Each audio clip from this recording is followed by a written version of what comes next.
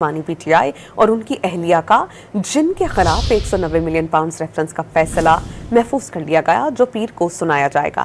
سماعت کے آخری روز وکیل صفائی کا اپنے دلائل میں کہنا تھا کہ نیب کا ریفرنس 50% تک نجی ہاؤسنگ سوسائٹی کے مالک کے گرد گھومتا ہے، لیکن وہ ریفرنس میں شامل تفتیش ہی نہیں۔ رقم حسن نواز کے لیے دی جا رہی تھی لیکن وہ بھی ملزم نہیں۔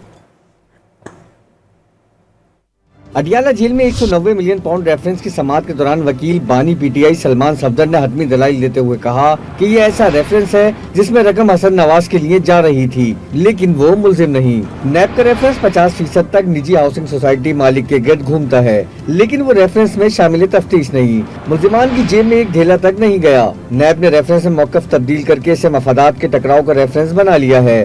اس ریفرنس میں ذاتی فائدہ لیا گیا اور نہ ہی ریاست کا نقصان ہوا بلکہ رقم پاکستان آئی۔ جتنے پیسے آئے موجود ہیں، خرد برد نہیں ہوئی، ٹرسٹ چل رہا ہے، اس لیے ریفرنس بریت کا ہے، سزا کا نہیں۔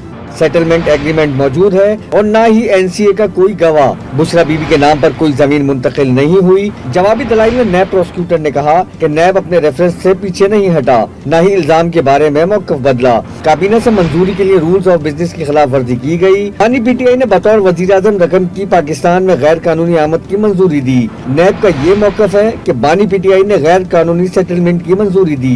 پروسیکیوشن نے 2 کابینہ اراکین کو بطور گواہ پیش کیا۔ ملزم کے پاس موقع تھا کہ باقی کسی کابینہ کے رکن کو اپنے دفاع میں پیش کرتے۔ بشرا بیوی نے وزیر اعظم کی اہلیہ ہونے کے ناطے اپنا اثر و رسوخ استعمال کیا۔ دلائل مکمل ہونے کے بعد عدالت نے فیصلہ محفوظ کر لیا جو 23 دسمبر کو سنایا جائے گا۔ 190 ملین پاؤنڈ ریفرنس 1 دسمبر 2023 کو فائل ہوا۔ 6 جنوری 2024 کو ریفرنس کے 6 ملزمان مرزا شہزاد اکبر، فرحت شہزادی اور دیگر کو اشتہاری قرار دیا گیا۔ بانی پی ٹی آئی اور بشرا بی بی پر 27 فروری 2024 پر فرد جرم عائد ہوئی۔ نیب نے ٹرائل کے دوران 35 گواہان کے بیانات ریکارڈ کرائے۔ 190 ملین پاؤنڈ ریفرنس میں الزام لگایا گیا ہے۔ بانی پی ٹی آئی اور ان کی اہلیہ نے پی ٹی آئی دور حکومت میں برطانیہ کی نیشنل کرائم ایجنسی کی جانب سے حکومت پاکستان کو بھیجے گئے 50 ارب روپے کو قانونی حیثیت دینے کے عوض بحریہ ٹاؤن لمیٹڈ سے اربوں روپے اور سینکڑوں کنال مالیت کی اراضی حاصل کی۔